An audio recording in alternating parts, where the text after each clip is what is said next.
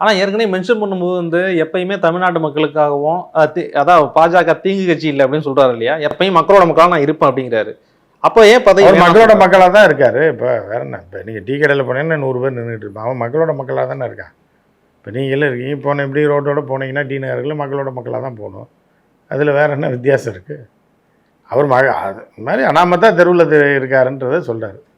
நம்ம தான் தெருவில் தெரிஞ்சுக்கிட்டு இருக்கேன், நான் எனக்கு ஒன்றுமே கிடையாது, ஊரோட சேர்ந்து அப்படி நடந்து போயிட்டு வந்துட்டு இருக்கேன், என்னை விட்டுருங்கன்ற, அவ்வளோதான். வேற பொறுப்புகள் வந்து அவருக்கு கொடுக்கப்படும் அப்படின்னு சொல்லப்படுது. கொடுக்கப்படனா என்ன கொடுக்குறதுனே தெரியலையே. புரியுது அவங்களுக்கு. கார்பரேஷனில் தண்ணி திறந்து விடுற வேலை பார்க்குறாரு, ரிட்டையர் ஆனதுக்கப்புறம் அவருக்கு என்ன வேலை கொடுக்க முடியும்? ப்ரைவேட்டில் தண்ணி திறக்கிற வேலை கிடையாது. புரியுது அவங்களுக்கு. அவருக்கு வேலை கொடுக்க முடியாமல் வச்சு என்ன பண்ணுறதுன்னு தெரியாமல் வச்சுருக்காங்க.